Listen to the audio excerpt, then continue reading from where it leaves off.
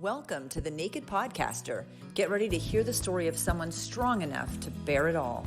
The Naked Podcaster is a representation of freeing yourself, giving you permission to be real in all your quirkiness, baggage, struggles to success, and tragedy to triumph. I'm so excited you're joining the journey. Your past doesn't define you, but it does lead you on a path to today. Let's get naked. Welcome to the Naked Podcaster. This is Jen Taylor, and today I'm here with Patricia Youngh. How are you, Patricia? I'm really tired and depleted, to be honest with you. But as we talked before we started recording, I'm putting on my game face and we're going to give this a good show. You know, I think being depleted is the game face that's the good show. So no apology necessary there. That's funny that I just said that this was not on purpose, but your website is unapologetically sensitive, correct? Absolutely. So I don't have to apologize. Nope. We're unapologetic about it. I'm excited. I can totally pronounce your name. Website I stumbled over a little bit, but I am fascinated by what you do and your story. And it's so relatable, even though it's not relatable directly to me. I have kids. It's really, I really get it when you talk about it, and your website, which will all be posted. But tell me about what you're doing now. I know you're licensed as a therapist. Yep. Okay, so jump in and tell me what unapologetically sensitive is about. Well, I'm a licensed clinical social worker. That's how I was trained. Within the last couple of years, I learned about the trait of being a highly sensitive person. And when I learned about that, that's really where I made a shift in my practice. And so I ended up starting a podcast called Unapologetically Sensitive, which is about the strengths that we have because of our sensitivity. It comes with challenges. But so much of what I do for my podcast and for my work, I think, is highly sensitive people. You know, we're only 20% of the population. It's a research trait. It's something we're born with. It's not due to trauma. So we tend to feel like we're misfits. We don't fit in. We feel like something is wrong with us. We've gotten that message of you're too sensitive, you're too emotional, you're too dramatic, you're too picky, you're too whatever it is. So when I learned about the trait of high sensitivity, I created a shift in my practice. And after doing the podcast and having people reach out to me and learning more about coaching, I've done a shift into doing coaching so that I can work with more people. But what I'm finding is, we're wounded healers. And so that's why I'm a therapist. That's why I'm doing coaching. And as I'm growing in my process, when I first learned about high sensitivity, I really needed to feel all the feelings that weren't okay to feel, because I buried that stuff. And as I've done my own healing work, I've kind of moved to the next stage of let's get some tools and start moving, which is why I shifted to coaching, because I feel like I can lead people a little bit quicker. We can get some tools. We do the feeling work. And I'm struggling, I'm working through my own how to language the difference for me between therapy and coaching. There is no universal agreement. It's not my intention to piss anybody off. If you're a therapist and what I'm saying you do is coaching, I don't want to start an argument. What works for me is, as a therapist, it felt like I really needed to let clients be where they were at in that space, create a holding space for them, and to not move them. That it was up to them to figure out when they wanted to move. And so if a client needed to talk for an hour, I let them talk. As a coach, I'm much more directive. I'm in there. What do you want to work on? And I feel like we make movement and progress. And it's exciting for me, because I really want to teach people tools, validate, normalize, educate, but also get people moving. That was a really long answer. That was a great answer. So I do have a couple questions. When did you grew up and were a highly sensitive person? We can talk about that. But the question I'm wondering now is, when did you learn that was something that existed and that it's only 20%? Because you must have felt alone. I always felt like something was wrong with me. I was kind of born very old. It's like I don't think I was a very fun child, and I always got along better with adults than I did with kids, and was very serious and thought a lot. It's interesting. I first learned about introversion. I'm not an introvert, but I thought I was. A lot of the memes that you see about introversion, what Susan Cain has written about in her book, Quiet, The Power of Introversion, blends the traits of highly sensitive people with introverts. So many people that are introverts read what she says and they think that they're introverts, but they're also highly sensitive people. So I thought I was an introvert, and then I learned about the trait of high sensitivity, and I'm actually a highly sensitive extrovert, which looks very different than your non-highly sensitive extroverts. Yeah, I imagine that it would look a lot different. Yeah, yeah. Was it, I mean, I can imagine it being a huge relief when you feel like a misfit and then you find out, oh no, you're actually perfectly fine just the way you are. You know, I dislike labels for the most part, but I have to say that learning about the trait of high sensitivity validated so much of what I'd experienced, because it wasn't now that I was too sensitive or that I was emotional or that, certain things were really hard for me. I get overwhelmed and overstimulated. To see that it was a research-based trait with all of these things just made me feel like I could settle into it. And then, my tagline is that, I can't even remember what my tagline is. Sensitivity is nothing to apologize for. It's our superpower. And what I believe, this isn't mine, I got this from somebody else, but what's wrong with us is really what's right with us. And I think as highly sensitive people, what we think are our worst characteristics really are our greatest strengths. And I think when we learn about the trait and can lean into it, they really are our superpowers. I think that's true of everyone. Yeah.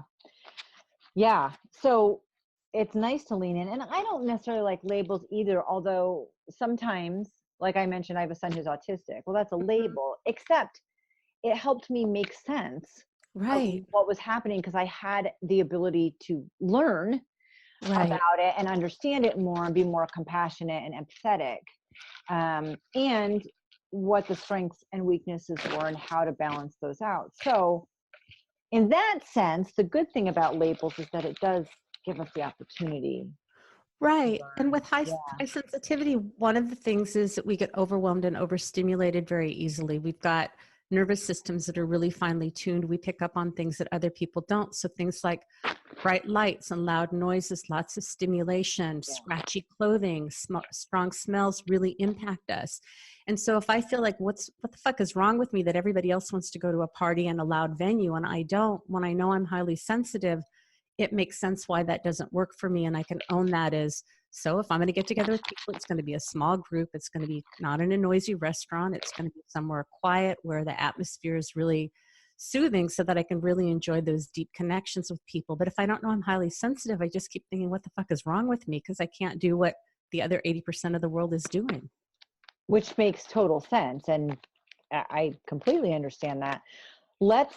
I love that you're a therapist and that you're doing this, and then that you switch to working with highly sensitive people. Right. And I do want to mention something else because it's my perception that a lot of times in therapy, you're looking back at the past, but in coaching, you're trying harder to move forward. I hear that a lot. I'm sorry, go ahead. No, go. I hear that a lot, and I really want to disagree with that because I think that you can do both with therapy and with coaching. I have not found a definition of either that really sits well with me. And I don't think that that's accurate because with coaching, there are times when you need to look from the past to see what's moving, where you came from and where that messaging came from to bring it into the present to change it.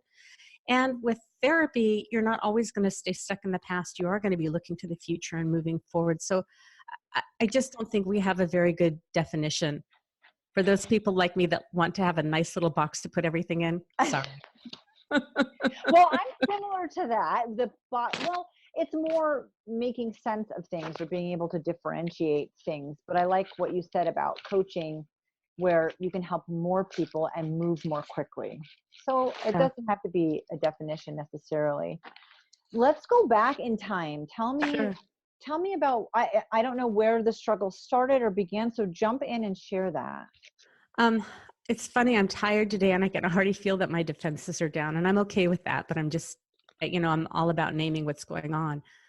I was raised by a single mom who was incredibly anxious. She's a highly sensitive person, but we didn't know it. And the way that she managed was to make rules. So I joke that the rules had rules. And that's how she organized her anxiety. And she could not tolerate my feelings. So if I needed to get angry or upset, I was allowed to, I had to go to my room. I had a blackboard in front of my door and I was allowed to write my feelings on the blackboard. And, for a young child, that's really ridiculous. My dad left when I was 5, and they thought that it would be better to not fight in front of me. So one day my dad packed up and he left. And I had very spotty contact with him. And, I was an overweight kid. I really think that without having tools to know that my feelings were okay and how to self-soothe and to be taught to kind of self-regulate, to know how to manage my own emotions, it's not uncommon for sensitives to struggle with stuff. So food is my drug of choice. And, I was on the chubby side and my dad had an issue with that. So as a kid, you take 2 data points and you connect them. So mine was, if I only lost weight, my dad would love me. So, feeling like I wasn't good enough for my dad and he was not very present. He was very critical. And then, my mom having tons of rules, I learned to be very compliant and was really a people pleaser. I learned how to get my sense of belonging from figuring out what people need, which is a highly sensitive trait. We're great at figuring out what people need to be comfortable. And that's how I got my sense of connection. And, when my mom didn't have a boyfriend, I was her partner and I was really good at it as a kid. And then when she had a partner, if he liked me, I was part of the mix. And if he didn't, then, I was kind of relegated back to the role of child. So it gave me some great tools, and I kind of missed having a childhood. Which from a parent perspective is kind of sad.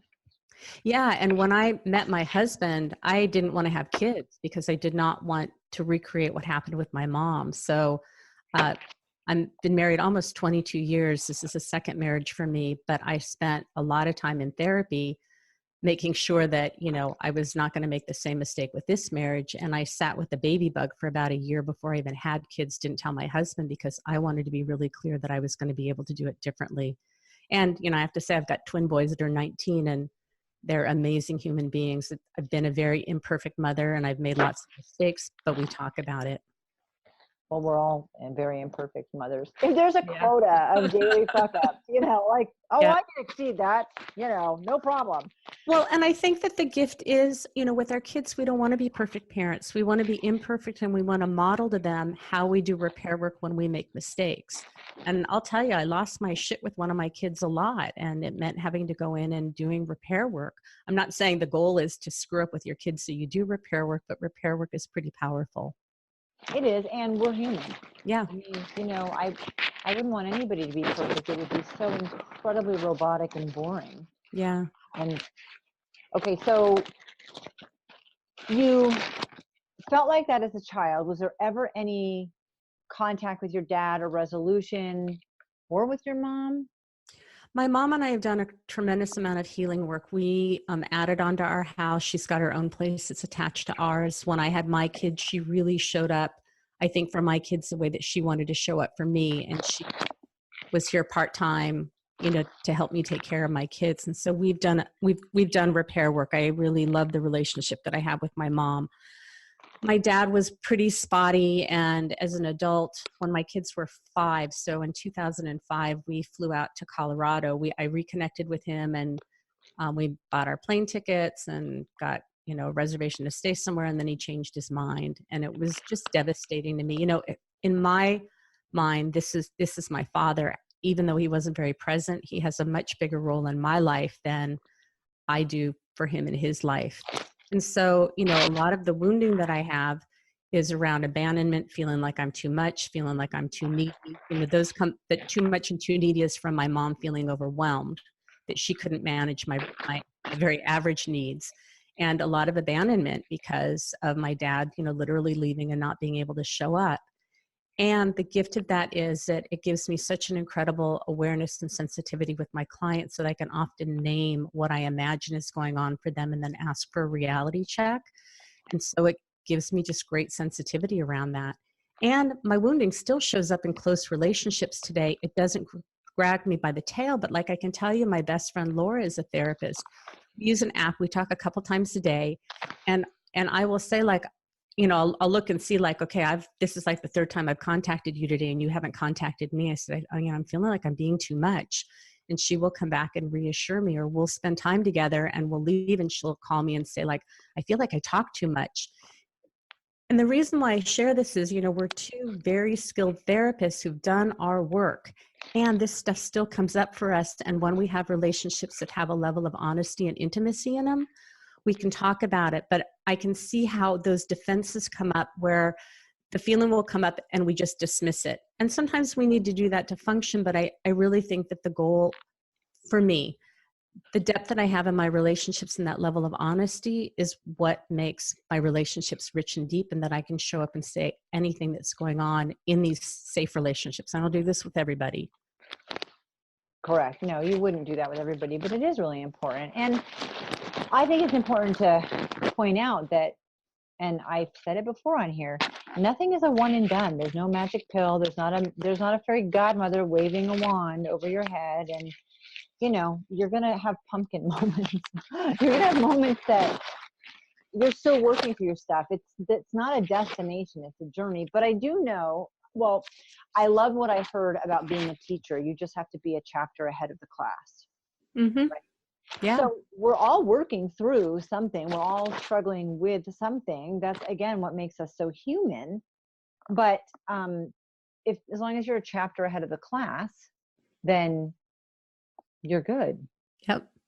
Well, and for me, I think it's really about the process. That's really how I work as a coach, is it's about the process and about the attempts at communicating and making mistakes and pivoting and learning. It's not about getting a goal, having a straight line to it. It's about all the missteps and what we learn along the way. And when we're willing to be in the process and being vulnerable and risking and getting hurt, it's messy, but that's where the magic is. It's not about learning all these tools so that we have a happy, blissful life, because no matter what, life is going to throw shit at us. And that, you know, we have emotional responses and we feel hurt and angry and disappointed. The goal is not to have those things. It's to learn how to feel them, move through it, and do what you need to do to, you know, have the feeling and take the steps that you need to take. It's not to not have those feelings.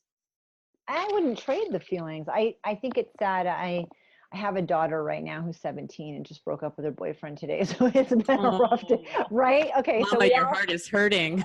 Well, mine is, and I hear and see her heart hurting. Yeah. And it just reminds me, and more probably for someone who's highly sensitive, when you're going through that, for her right now, it is consuming her life and consuming her feelings. And you can't imagine stepping past that or dating someone else. And now you and I, who aren't teenagers with a breakup anymore, know that this too shall pass. But it's that complete lack of control and that just devastating feeling. Yeah. And, you know, I hugged her and I said, I can buy chocolate cake. It does fix a lot. Mm-hmm. You know, I can hug you and love you, and we can do all that, but you just have to move through this. And I know, and you know, and with your clients and with yourself, that moving through it makes you a much better person. Mm-hmm. Mm-hmm. But when you're, you know, a young person and those feelings are running high, it feels like it's the only thing. And what I really believe happens, I'm not a researcher, but when we have very strong emotions, the brain wants to make up a story to match why we're having strong emotions. And I think that's where it gets dangerous, because what I'm imagining is, you know, being that age and thinking no one's ever going to love me again. I'm fundamentally flawed. You know, this is the worst thing. I can't ever trust. I mean, whatever our history brings in, having those strong feelings makes it really challenging. I want to bring up what you just said about we make up a story in our head. And I love that. And when I first became aware that that's something we sort of innately do as human beings, when something happens, we start creating the story. Right. And the story in my mind is usually, it's like fear of the unknown. The actuality is probably not as bad. And even if it is, at least we know it's the real thing. Mm-hmm. But we talked about this before we started, and I really want to use that again, because I mean, I think it's a good thread to follow throughout this interview, because it's something that you said before about, you know, when you're coaching clients. You want to jump in and share that just a little bit right now? Sure. It's a term that Brene Brown talks about, the story that we make up in our head. And as highly sensitive people, we pick up on so many cues in the environment and with other people that other people don't pick up on. It's interesting. I've done some online groups where, it's kind of Brady Bunch style, and I'll be looking at one person and I can totally tell that something's going on and nobody else seems to have a clue that something's going on with them. And I think that most of us kind of think everybody else thinks and processes the way that we do. So the gift for me about learning about the traits of sensitivity is that I pick up on all kinds of shit that nobody else does. And so it's not uncommon. Well, we talked about this. So I've been feeling really depleted and I've had clients the last couple of days. And so I've just said at the beginning of the session, I need to let you know I'm feeling really depleted. I'm tired. I'm exhausted. There are times when I yawn a lot. I'm real fidgety. I will tell a client at the beginning of the session that that's what's going on with me. Because that way, if I don't do that, they're going to see that my energy is low. They're going to see me yawning. They're going to see me fidgeting. And if I don't own it, they're going to think they're boring me. They're going to think that, they're going to make up a story in their head about why I'm not responding energetically like I normally do. It creates a tremendous amount of safety for people, and it gives them permission to be however they are. I'm in a lot of online groups, and therapists will talk about how they try and hide their yawn if they have to yawn during session.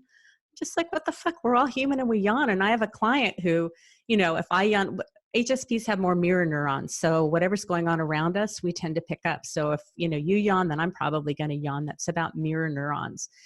And we just talk about it in session. And what happens if I have a client and I yawn and I think about not yawning, guess what I'm going to be doing? So again, with my clients, you just own it. And then it's like, if I need to yawn, I'm going to yawn. I'm a human being. Well, you've said the word yawn and I yawn twice. Well, and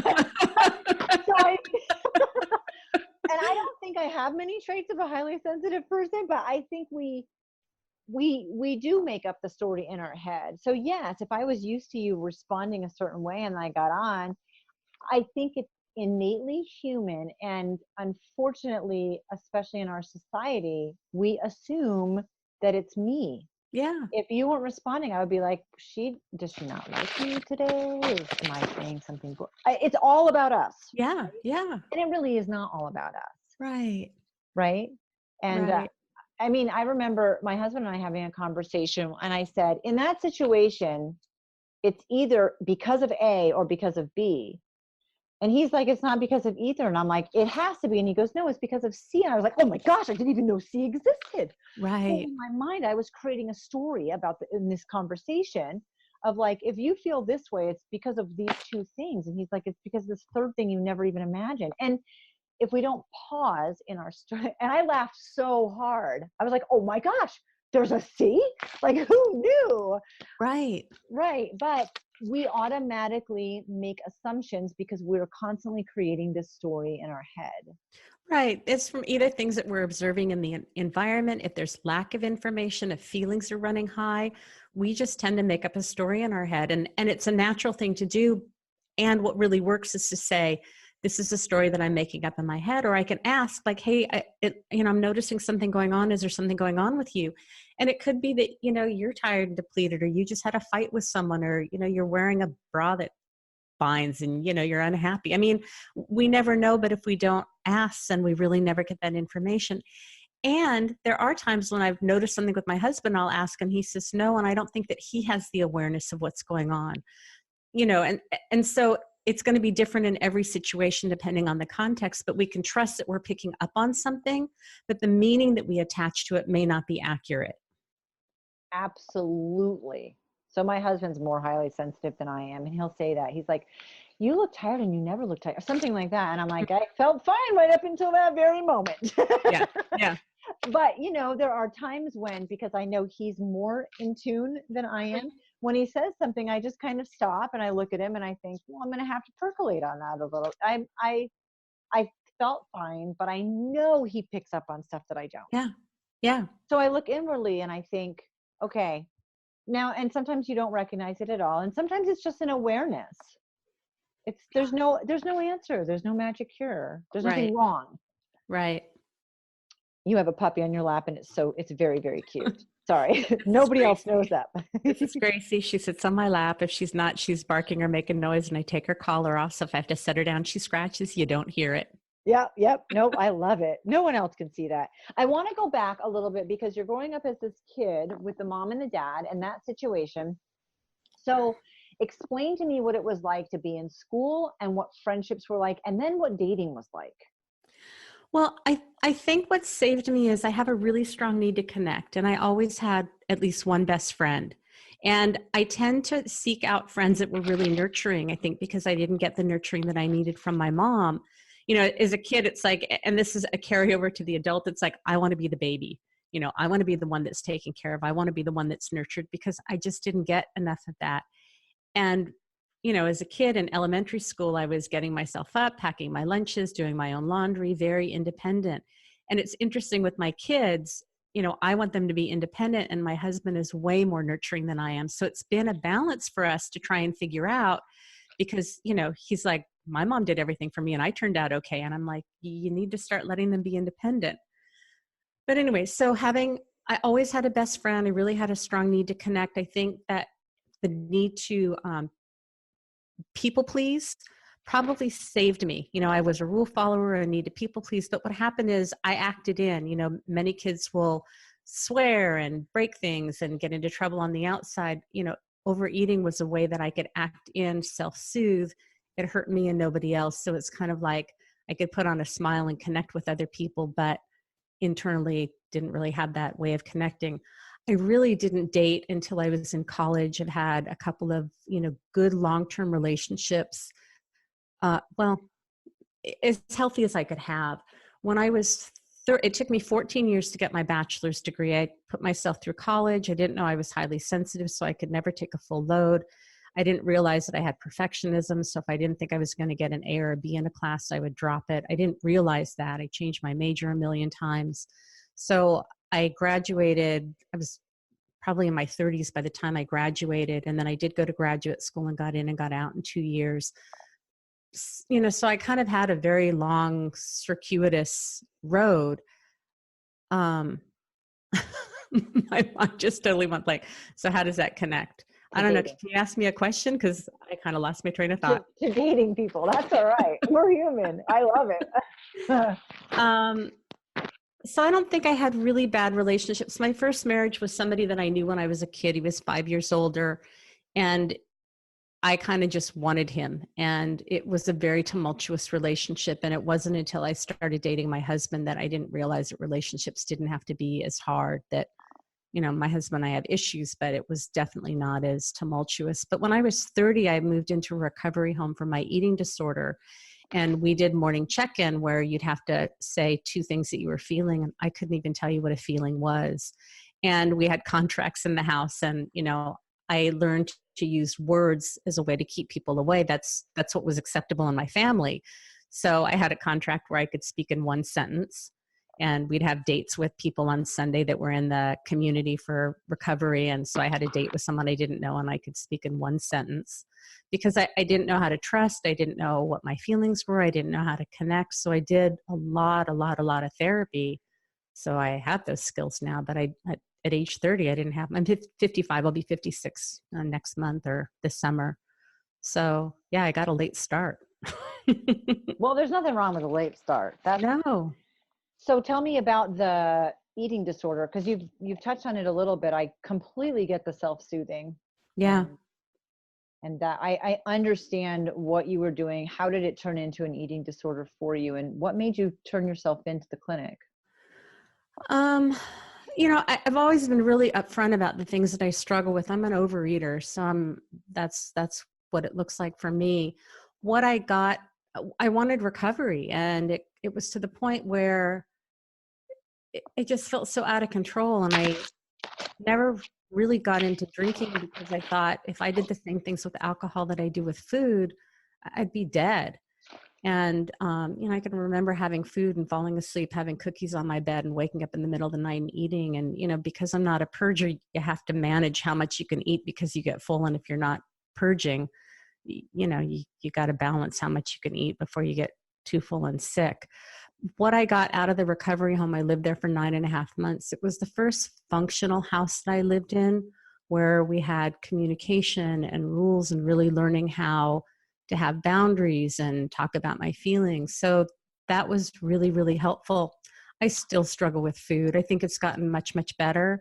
And when I have a lot of emotional things going on, I still tend to use food. And I don't think even people that don't have eating disorders use food for fun and for comfort and overeat from time to time. I think that's just part of normal eating.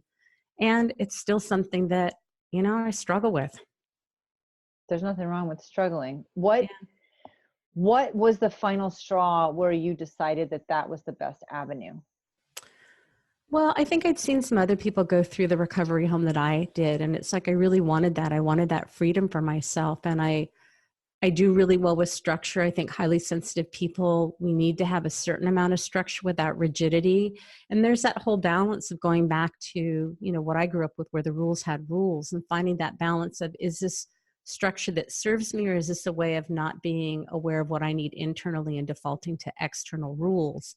It's always a juggle. I'm not saying one is right and one is wrong, because sometimes we need to have those rules to kind of get us moving until we can go more internally and intuitively to figure out what we need. How was it to really embrace your feelings? I mean, that must have been a lot. Well, it's funny because when the therapist that I saw in the house, I saw her for years afterwards. I learned some amazing things from this therapist. And there were some things that, just because of her orientation, but I can remember being in therapy and thinking about what I was going to eat when I'd leave therapy. I'd get so dysregulated in therapy. She didn't tell me to talk about it. I didn't know to talk about it, like to have this dynamic going on. And then I would leave therapy and I would go binge. And I can remember talking to a friend who didn't have an eating disorder, and he would talk about going and eating ice cream after therapy. So I make it a point to talk with clients about, are there things that you're doing after sessions because things are coming up and we're not talking about it? It's just about having an awareness. But there's this thing of, when we work on stuff that doesn't work and we don't have new tools, it's going to trigger behaviors, that things that we've learned to self-soothe or regulate that are adaptive or maladaptive that we need to learn to do differently. But until we have new tools of, new ways to deal with it, we're going to go to those things when we're learning. What were your new tools? What new tools replaced or helped? I think being able to, feel my feelings, to be able to sit with them, to find safe people to talk to about them, and then finding activities that are self-soothing. And that can be something like going for a walk or doing yoga. Sometimes it can mean, finding a good movie on Netflix, listening to music. I mean, all kinds of things. And then anything to an extreme, we also need to look at. But I think self-compassion is the most important, because we're going to do it imperfectly. And so just being able to have self-compassion for the part of us that just wants that sense of connection and belonging, and to feel seen and heard. Was it really hard for you when you got in touch with, because it's a lot to get in touch with 30 years of feelings. Yeah. Was it hard for you connecting with people after that? Because you really wanted to, and you kind of did. But how different was it for you afterwards? That's a good question. I have to think. I'm just going to talk and think at the same time. Yeah. My best friend, Laura, now, we knew each other at that time. She had gone through the recovery home before I did, and we were best friends before I went through the house and afterwards. And then because of this therapist, we stopped talking for 20 years.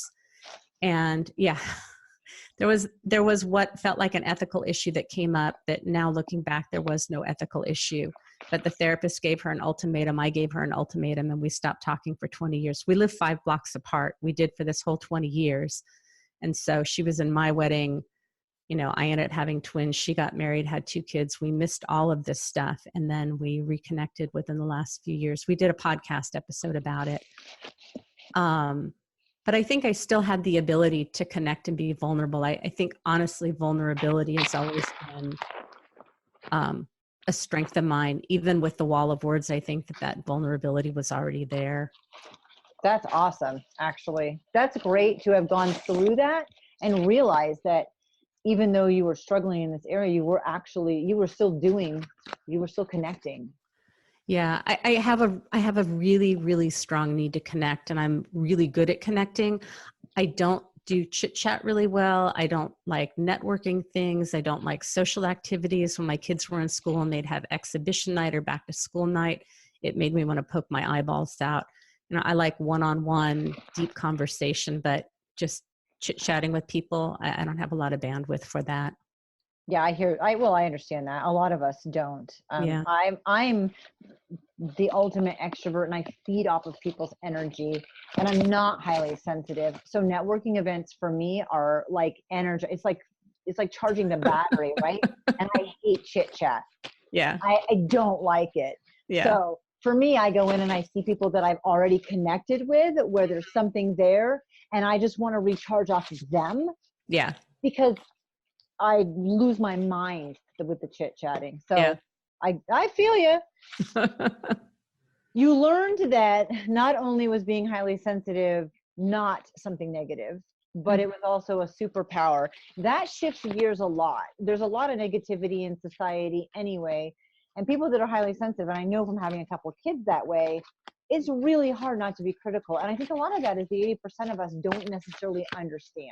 So I'm glad at least I had an understanding when I had kids of what it was or why it was. But still, it can be tough if you're one of the 80% to navigate that with the 20%. So when you think about, I don't have to apologize for it, now it's actually a superpower, that's an enormous shift. It is. It is. Dive into that one for me, because you had to learn it in order to teach it. Well, there are two things. Oftentimes what happens is highly sensitive people have wounding. And what Dr. Aaron's research shows is that if a child grows up in an environment with which she calls as a difficult child, my interpretation is if you are highly sensitive and one of your parents isn't highly sensitive, that's enough to create wounding, because the child's going to be thinking about things or feeling things, and the parent is, going to say, don't worry about it, let it go. It's not a big deal. As a child, we learn about ourselves through our feelings. And if we don't get that mirrored, we think something's wrong with us. And that's where kind of that disconnect. So higher rates of anxiety and depression. So what I find is that oftentimes the non-highly sensitive people and the highly sensitive people that have wounding hate the traits of sensitivity because of the wounding. So you've got to deal with the wounding first. You pull that out. And then we're just talking about strong emotional feelings about things, deep thinking, processing, and learning how to change having emotional reactions into having emotional responses, and kind of, I don't know that taming is really a very appropriate word, but learning how to have those feelings and those experiences and to be able to contain it, as opposed to feeling like it's, I have that analogy of like having I have to find another animal friendly analogy. I'm not going to do that. Feeling like your emotions are taking you for a ride. That would not be a fun, I can relate to that. Yeah. And we've all had the breakup where everybody has had something happen where you feel like a train of emotions has just run you over. Sure. Well, and I think that for highly sensitive people, we have a really strong sense of social justice, what feels fair, what feels equitable, because we're very conscientious. We pay attention to details. We have very high expectations. And so for me, I get disappointed a lot. For many years, I was told to not have such high expectations. And you know what? It's just how I'm wired. So I'm going to be disappointed a lot. So when I find myself kind of banging my head against the wall, it's like, oh, I had an expectation I didn't realize. I'm disappointed again. Okay, so now what do I need to do? Right. Instead of hating the trait of feeling frustrated and disappointed. And I think the truth is most people are so afraid of feeling angry, frustrated, disappointed, and hurt. We're almost always feeling those things. I use the analogy of a beach ball that like we're kind of holding underwater saying, it's okay, it's not bothering me. But all that energy that we take to push that stuff down, we're so afraid that we're going to ask for something and not get that need met and then have this huge reaction of frustration or anger or disappointment. We're already trying to suppress those feelings. And if we just learn that it's okay to have the feelings and the reactions and then move on, it takes far less energy than trying to keep everything underground all the time. It's like a volcano in my mind. It's just simmering. And my son, who's autistic, that's very highly sensitive. That's what I remember talking to the therapist about. You have to understand that this is all there. Mm-hmm. He's just a volcano right now. Right. And that's nothing against him. Mm-hmm. It's nothing. He's trying to conform, and he's just boiling on the. And he shouldn't have to. Right.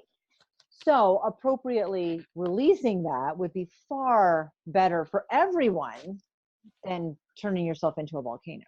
So Right. And every time during the day when something happens and we dismiss our feelings, that's not a big deal. Let it go, shrug it off. Every time we do that, we're adding a layer on a layer on a layer on a layer, and that stuff builds up. And then we finally just can't deal with it anymore, as opposed to just allowing ourselves to feel the hurt or the frustration. Doesn't mean we have to go ballistic on anybody, but I think we have such a tendency to minimize things that we really don't honor the strong feelings that we have about things. I agree with that. And also, I mean, I think it's good that you recognize and release. It's like letting the air out of the balloon slowly instead of Yeah. popping it, right? Yeah. But also, because you are a superhero and this is your superpower, there are all of these great things about being highly sensitive. So there is the flip side of the coin that people can capitalize on. Absolutely. I have a list, actually. Well, where'd you get your list from? Oh, from you. Oh. Then I hope it's a good list. Well, it should be. I got it from you. But these are people, and if for those that are the 80%, like myself, when I read this list, I instantly knew who these people were. And it's Mm. like a little mini light bulb, Hmm. like, oh, and the first one is the healers, the change makers, the teachers. Not everyone, but I think about it, it instantly made me think of a really, really good friend of mine who's an energy worker. And I Mm-hmm. said, oh, I thought, oh, I know and I always had that information, but I didn't have a way to verbalize it, Mm-hmm. right? Like, oh my gosh, she's one of my favorite people in the whole world. And I absolutely know she's highly sensitive. And I know that when she is, I talk to her differently and it's totally okay. Mm-hmm. And she does her best work when she's highly sensitive. Well, I want to make a clarification because it's Sure. an innate trait. So either you are or you're not. So there may be times when she has things going on where she's feeling more vulnerable or more expressive, but it's not a trait that we can turn on or off. It's something we're born with. Absolutely. And I can see that now if I look back at our relationship, Mm-hmm. but it's more noticeable to me sometimes than other times. Mm-hmm. Yeah. Yeah. Also, some of the traits are loyalty, being conscientious, creative, and details. I mean, it must be a flood of information. It's so funny because like I have a friend and she'll tell me that her son, my kid has a doctor's appointment on Thursday, and then Thursday at noon when the kid's appointment will be on the phone, I'm like, doesn't your son have an appointment today? That there are very obscure pieces of information that just hold on in my brain. And my son had finals coming up and we kept talking to him. He's like, I think I have a final on. It's like, yeah, you have HCOM at 9:30 on Friday. Like you've told me that. And I remember. And then there are other things where you think that I'm aging and losing my mind because I just can't keep track of certain details. So some things like really stick and I notice, and other things like, just not there. But yes, attention to detail. I think of walking through an empty house. Like if Mhm. you're purchasing a home, and you walk through the house, I know if we watched through it together and we walked back out and I said, what did you think? Mhm. You would notice things that were not on my radar. Mhm. And that's Yeah. exceptional. Yeah.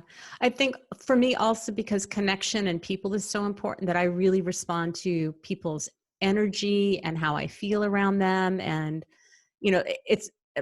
it's funny with my two sons, like if there's a party, I want to know who's going, because that's going to make a difference of whether I'm going to go or not. Somebody else, it's like, what are they going to be doing there? Because it's about the activity and not the people. For me, it's about who's going to be there that I'm going to feel connected with, that's going to make me want to go to this thing. There's a movie called Joe versus the Volcano, and Tom Hanks is in it. And he works in this like basement office with these fluorescent lights that flicker, Mm-hmm. And there's this part where he's like, it's the lights. They suck, all the energy out of him. And and this movie is old, but I thought, oh my gosh, there are people that are fluorescent light bulbs. Mm-hmm. So ever since watching him in that scene of that movie, and you must just be that's what just triggered that memory in me. That's how you're thinking about the people. Are there people there to connect you with? Because if there's a lot of fluorescent light bulbs there, it's not going to be a good time for you. Yeah. And that's heightened for you. Yep. Yeah. So I totally, you got to go back and watch that scene, everybody. The fluorescent light bulb scene in Joe versus the Volcano, because that's so spot on in my mind to how you would feel more regularly, more often, at a higher volume? Well, and it's interesting. We just moved one of my kids up into his first apartment, in the town where he's going to college. And we drove 2 hours that morning because he wanted to get there when the leasing office opened, and he's sharing an apartment with 3 other people. To make a long story short, we got there at 9:15. We didn't start moving stuff in till after 11 because of a number of things that had to do with the roommates. And I found myself getting really pissed off because, the first girl wanted to sleep in, and it's like, what the fuck? Like, we got up and drove in traffic for 2 hours, and what, you want to sleep, and somebody else didn't have their ID. And I had, so that's my expectations. Like, my son and I are there on time. We did what we needed to do to get there. My husband had a meeting. He drove 2 hours to get there. And even when he got there, they weren't ready to move in. And I had to remind myself, like, I'm here to support my son. It's not about everybody being ready. It's, these are young kids that have different values. It made me very appreciative for the values that my son has. But, I kind of got trapped into that, these stupid little kids. And, I got up and, it's like, I'm here to support my kid. That's, how I kind of pulled myself down to refocus. Can we jump in and talk about you meeting your husband? Sure. And a little bit about that relationship, and then having kids, because you said you hadn't wanted kids, and then you kind of did for a year and didn't tell him, and then like surprised you at twins. Yeah. It's funny. We just did a podcast episode together about this, and I've gotten feedback that people really like it because there are areas where he just really lacks sensitivity. And I think it was really nice for couples. I've had, clients tell me that they and their partner sat and listened to it. And so we also just came out of the closet about this, that we actually met at an Overeaters Anonymous meeting. And I happened to notice whether he was married or not. He was married at the time. We were friends for a few years. I was friends with his wife. And he moved away, and we corresponded, and he let me know how he felt before he came back. And he had just loved me that whole time. And we were always very mindful about, I had a 12-step meeting at the home that I was living in. And if we were the only one there, we wouldn't hug. Like, we were really mindful about not being improper. In retrospect, we had an incredibly high level of emotional intimacy. Like, we didn't talk about, like, it wasn't flirty. We didn't talk about ourselves, but I was going through a divorce, and I would talk to him and cry. And he'd kind of been there in the backyard seeing me go through things all these years as I dated people. He was there watching. So when he told me how he felt about me, I had just come back. In fact, the friend Laura that we stopped talking for 20 years, I'd just come back from Europe. I went to visit her, and we traveled for 3 weeks. I came home and thought, I'm so fucked up. No one's ever going to love me. And there was a letter from him telling me how he felt about me. And this is someone who had seen me for the last, 3 years. Was it 3, 5, probably 4 years, had seen me go through all of this shit. And I had gone into the recovery home while I knew him, and I went through treatment. And so we started dating when he moved back to San Diego. He was in the military, and I, processed with my therapist because I did not want to get divorced again. And then really had to process about having kids. And when I was really clear that I was not going to do it the way that my mom did, I told him, and then bam, we got pregnant with twins. But it really was. And I really loved babies. That was really a part of parenting that I really enjoyed, the babies and the caretaking and the nurturing. I did really well with the babies, and I did really well about the time they hit 18. The stuff in between's a little spotty. Yeah, that's like nothing. What, one day, it's like 17 years. But seeing the skills that and the relationships that I have with the boys now as they're just about ready to turn 19 says we did something right there. And we really worked on the relationship. One of the things is one of my kids, starting a senior year of high school, started to engage in behaviors that violate our family values. And I knew that we could come down and tell him not to do this stuff, but he'd just be sneaking around. And so what we did is we set limits about, if you're going to engage in these behaviors, these are the parameters. This is where you can and can't do this. This is, if you're going to do it, this is, how it has to go. And as a result, this kid went off to college and would send me videos and pictures of stuff that was going on. Sometimes I had to say, like, as a mom, I don't want to see that. But it really preserved the relationship. And he's now home for the summer, living at home. And I made it really clear, my relationship with you is more important than these behaviors. And because of that, he shares all kinds of information with me that he normally wouldn't. And, we still have rules around these behaviors. It's still something that is not in our family value, but the relationship was more important than telling him to not do it, knowing he'd go ahead and do it anyways. Right. And then resent you and then just not tell you and hide it. And I think that that's always worse. I mean, I tell my kids, I don't want you to do X, Y, Z, Sure. but if you're going to, Yeah. then I'm going to do my part to keep you safe, to keep you healthy, to give you guidance, to give you guidelines, to Right.